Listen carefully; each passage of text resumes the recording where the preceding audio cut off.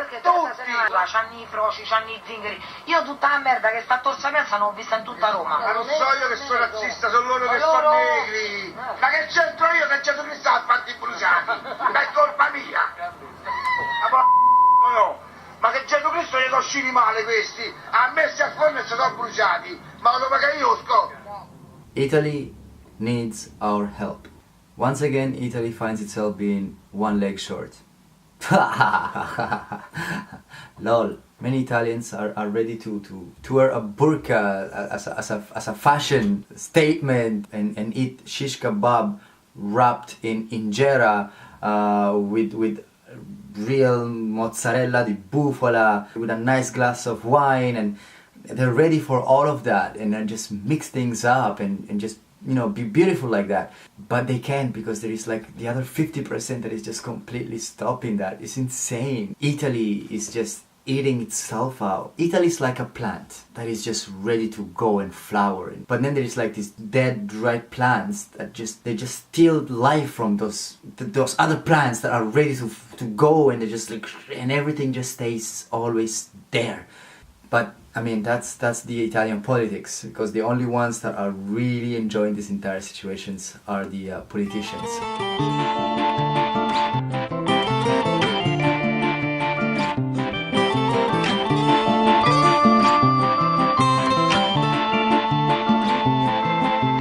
Oggi non lavoro, oggi non mi vesto, resto nudo. Anyways, all of this just to say that there is some amazing people and amazing teachings that came out of Italy. But and then there is also these ones. And some of you might know Italy as a country that is really good in soccer.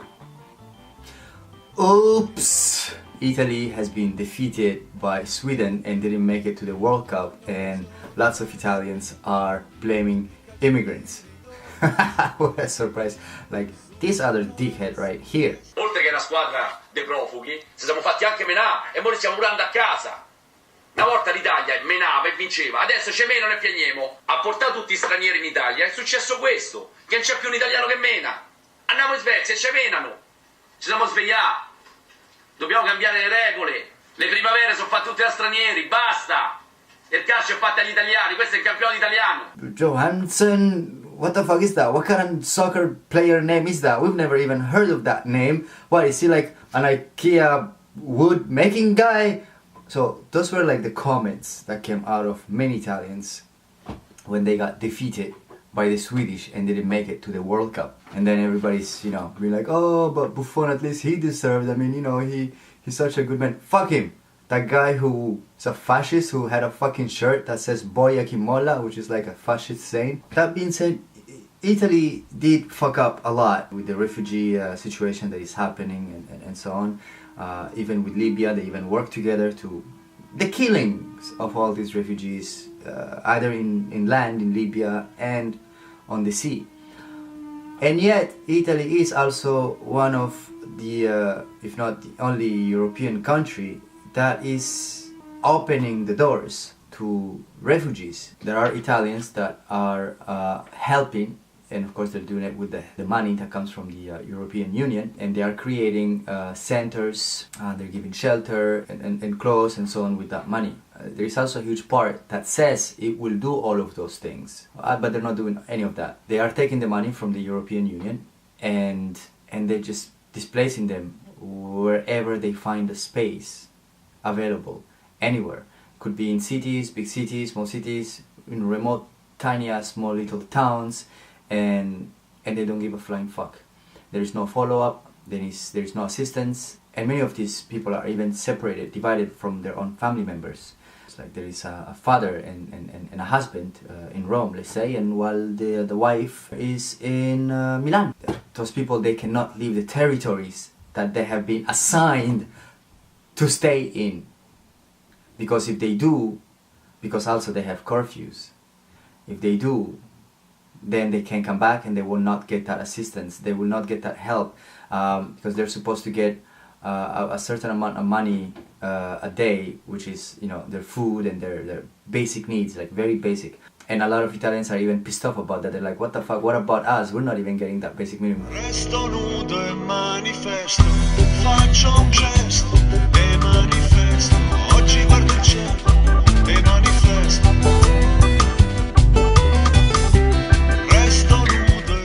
entire thing about how Italy is welcoming the refugees, it leads me to think that it's a complete total strategy to just create a very manipulated narrative from the politicians, because now Berlusconi is coming back, or he's trying to come back into power by promising that if he gets re-elected, he will deport them. He'll basically clean Italy. And he's another leader who doesn't really allow any immigration and any or help any refugees and whatnot. Of course, he is as well using the situation by saying, we will clean Italy, we will deport them all, screw these people, and it's all their fault that there is all this chaos that is happening in Italy now.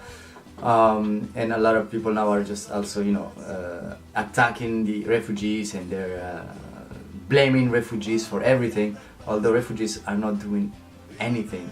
What, are they gonna create concentration camps like Israel is doing with all the Africans? Between Israel and the Nazi regime, like, seriously, a lot of similarities, a lot of, you know, the ghettos and, you know, concentration camps and ethnic cleansing and all that.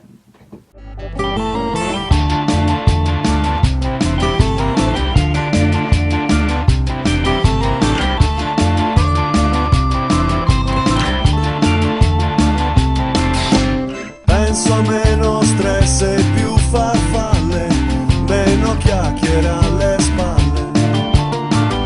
Once again, there is amazing people, there is shitty people.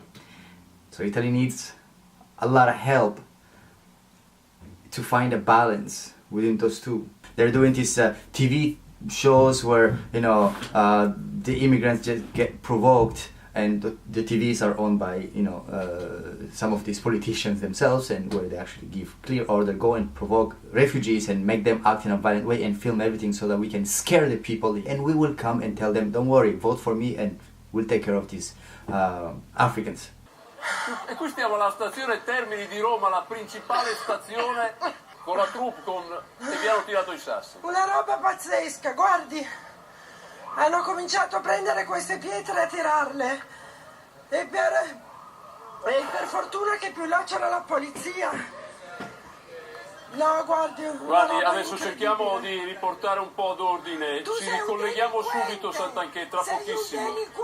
Sei. E ci racconta meglio quello che è accaduto. Vedete solo però un attimo.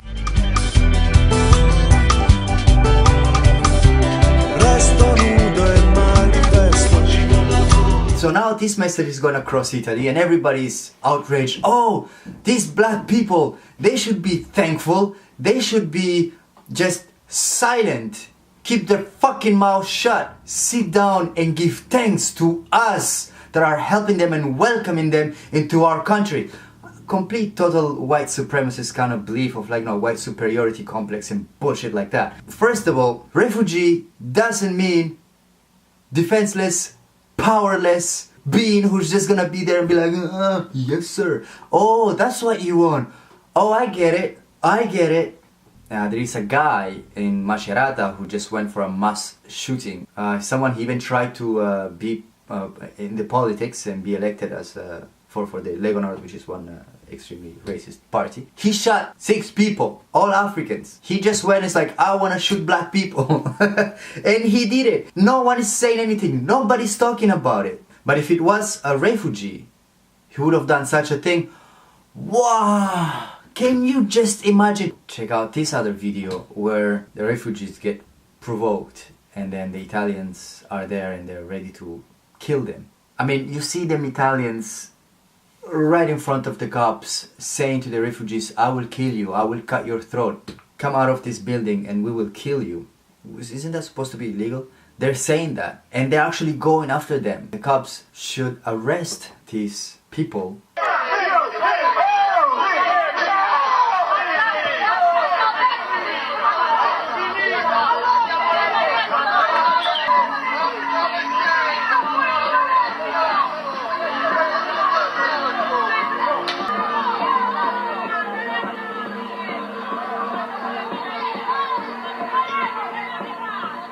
At least, you know, Italy's opening its doors to the refugees. What about all the other European countries? what about Canada? What's up with Canada? Why isn't Canada helping out? It's too far, we don't care. Resto nudo e manifesto, faccio un gesto e manifesto.